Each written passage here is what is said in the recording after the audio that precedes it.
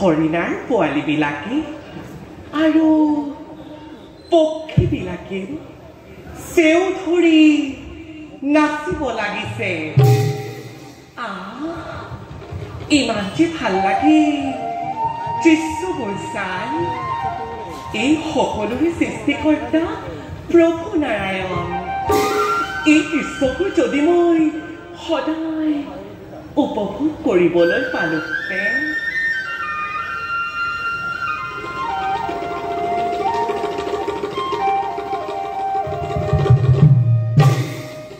জীৱনৰ সোণালী শৈশৱত ধেমালি কৰিবলৈ লগৰীয়া মাতৃও নাই, ভাতৃও নাই। তথাপিও মই এই ৰাজ কাৰেঙৰ মাজত থাকি পিতৃৰ অকৃত্ৰিম মৰম লভি আজি মই সকলোবোৰ দুখ পাহৰি আছো। দিনৰ সূৰ্য দেৱতা উঠিছে, নামিছে। কোনোদিন ক্লান্ত হোৱা নাই। আজি এইবোৰ কথা সাবিত্ৰী উপলব্ধি কৰিব পৰা নাই। মাত্ৰ বুজিছো এই সকলোবোৰ সৃষ্টিকৰ্তাৰে ইচ্ছা।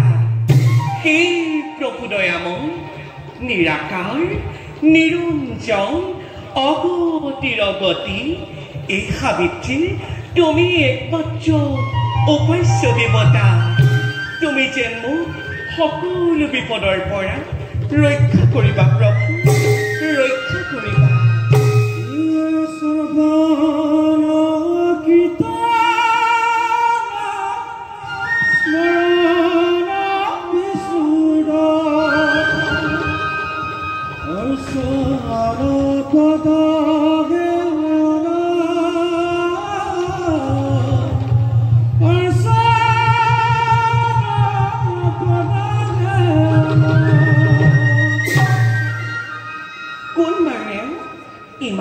সুনীত কণ্ঠেৰে প্ৰত্যক্ষতে প্ৰাণ ভৰি নাৰায়ণৰ গীত গাই ফুৰিছে। কিমান সুন্দৰ সুৰ। গায়কজন দেখোন মোৰ ফালে আহিছে।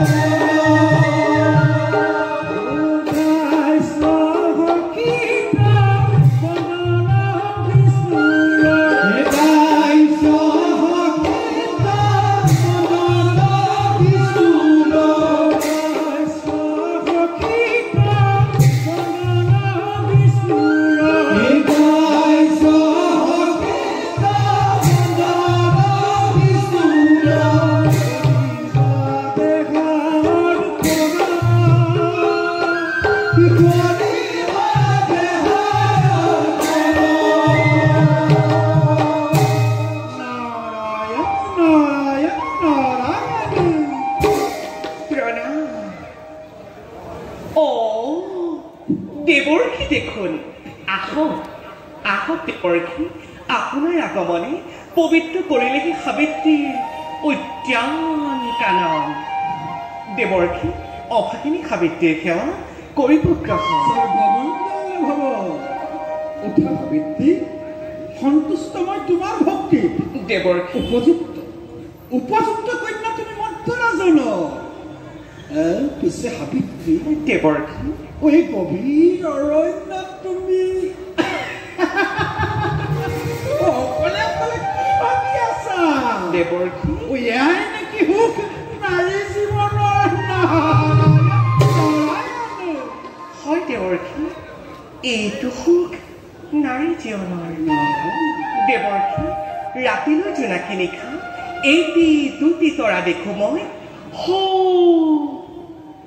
নীলকৰ পৰা। সিহঁতেও যেন চাই থাকে মোৰ মুখলৈ, কয় যেন মনে মনে এই আকাশী বাণীয়ে এই সুখ, এই শান্তি নাৰীৰ প্ৰকৃতিৰ বুকুত আছে যথ মনোমোহা নিমাতী প্ৰতিমা। ভাবি ভাবি সকলোকে মই আনন্দত আত্মহাৰা হৈ থাকো। দেৱৰ্ষী, যৌৱনৰ প্ৰেম প্ৰীতি মেঘৰ বিজুলীৰ দৰে চকা মকা মাথো দুদিনীয়া তেৰি সন্তিকীয় প্ৰেমৰ পাখত মন প্ৰাণবোৰ সপেদি কিয় বাৰু হেৰুৱাওঁ শান্তিময় জীৱন। পুৰুষৰ প্ৰেম মাথো দুদিনীয়া। চলাহী কথাৰে ফুলাই নাৰীৰ কোমল প্ৰাণ সকলোতে কাঢ়ি নিব বিচাৰি নাৰী কোমলৰ পৰা। পূৰ্ণ হলে মনৰ কামনা, যৌৱনৰ প্ৰেমৰ কণিকা বিচাৰিলো আৰু পোৱা নাযায় সেই পুৰুষৰ প্ৰাণত। গতিকে দেৱৰ্ষী, তেনেজন স্বাৰ্থপৰ পুৰুষৰ হাতত কদাপিতো নকৰো মই আত্মসমৰ্পণ।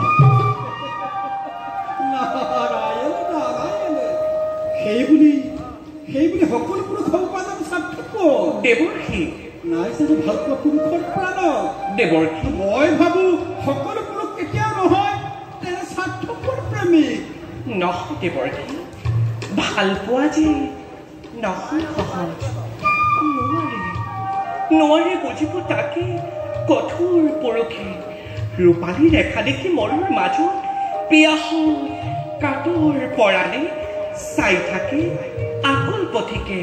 কিন্তু দেৱৰ্ষী, চাপিলে সেই নিজনাৰ কাষ পান কৰি নিজনাৰ জল পূৰ্ণ হলে কৃষ্ণ পথিকৰ চাবনে উলটি বাৰু সূৰ্য নিজৰা।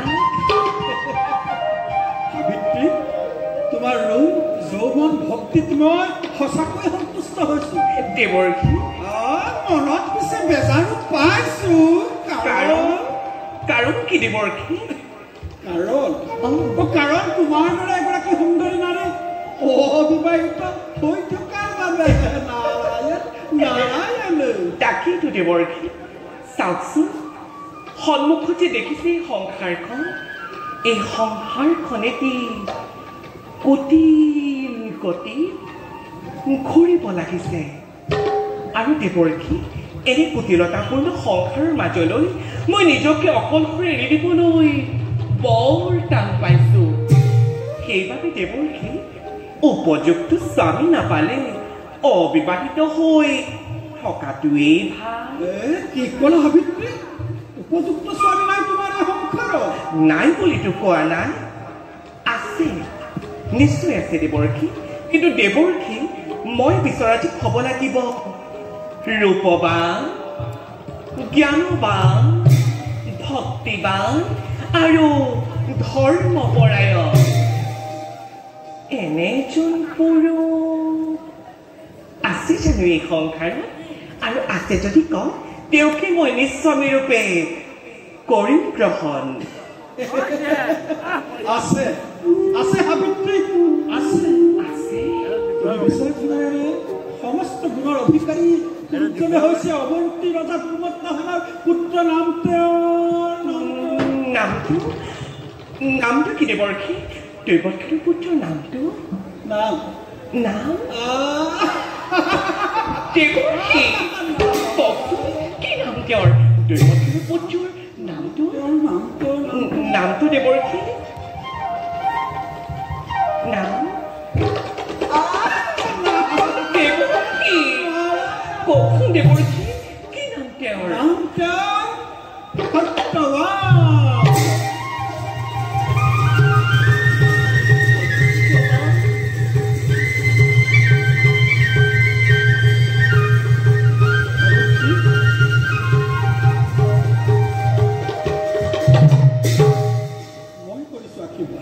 তোমালোকৰ চিৰি খবৰ মিলন মই আহিছিলা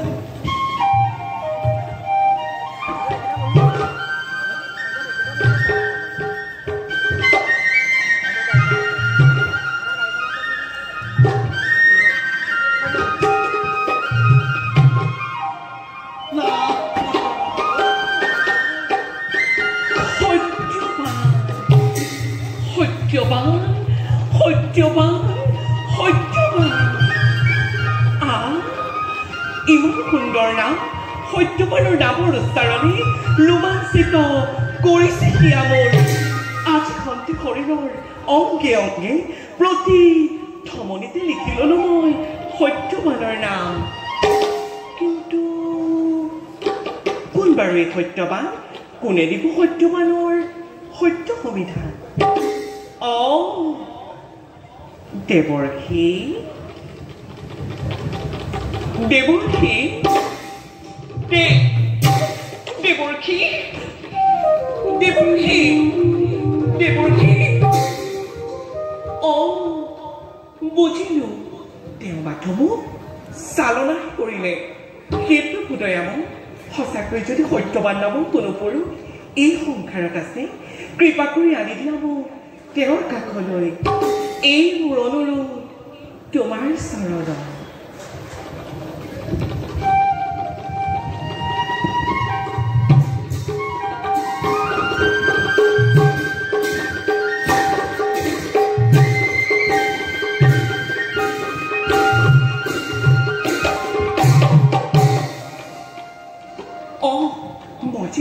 বহু পঢ়ল পিতাই নিশ্চয় মোৰ কাৰণে অপেক্ষা কৰি আছে যাওঁ মোৰ আনন্দৰ বেলা পিতৃৰ মনত মনকষ্ট দি নচপাওঁ নিজৰ বিপদ